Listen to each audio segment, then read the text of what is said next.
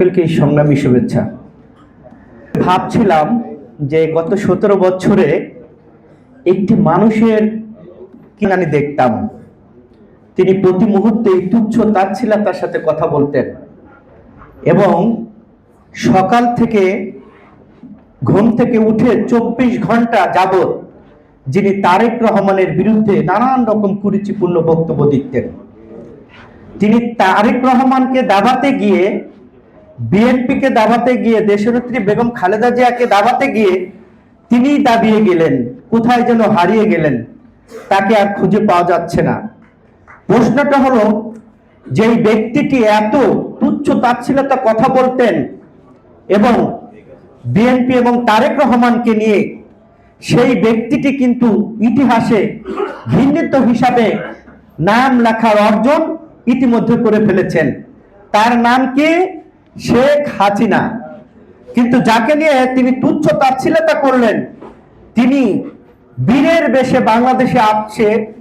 সারা বাংলাদেশ না, সারা পৃথিবীর বিভিন্ন ভাষার মানুষের মধ্যে কৌতূহল সৃষ্টি হয়েছে।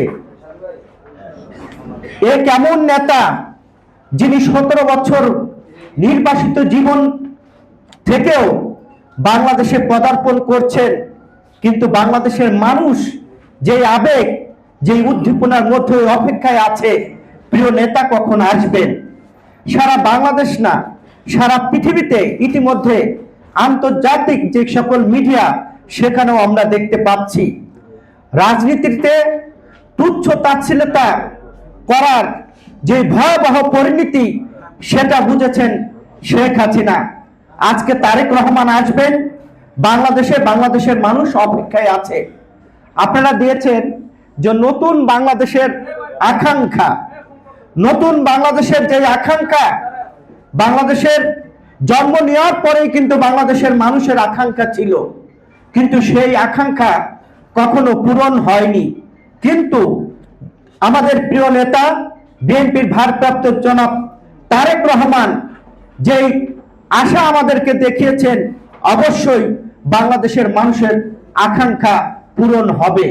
তিনি স্বাস্থ্যের কথা বলেছেন, তিনি কৃষি খাতের কথা বলেছেন, তিনি সমস্ত পেশা এবং সমস্ত জায়গার কথাই তিনি বলেছেন যে আগামীর বাংলাদেশ কিভাবে তিনি নির্মাণ করবেন।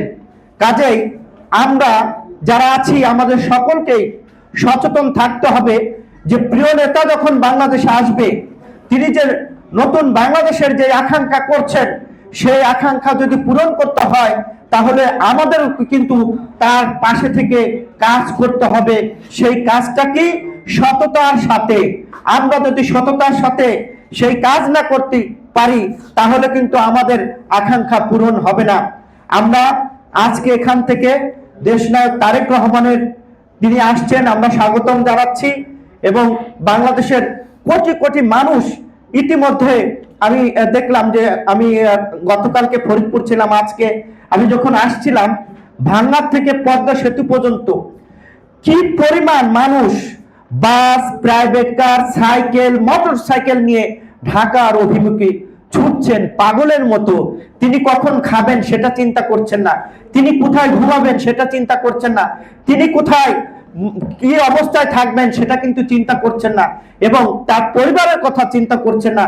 মানুষ উন্মুক্ত হয়ে আছে, পাগল হয়ে আছে, কখন প্রিয় নেতাকে এক নজর দেখব এবং কখন প্রিয় নেতাকে স্বাগতম জানাবো। এই হলো বাংলাদেশের অবস্থা।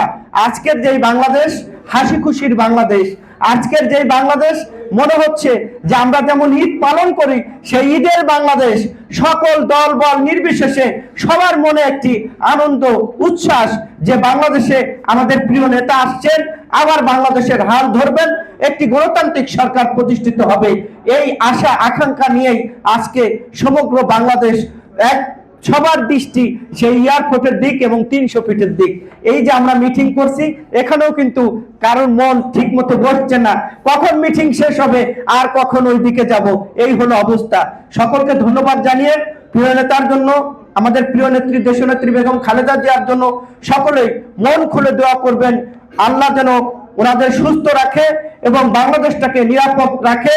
এই প্রতিবেশী দেশ যেন বাংলাদেশে আর কোনো ভারতীয় আগ্রাসন আমাদের উপরে চালাতে না পারে। সকলকে ধন্যবাদ।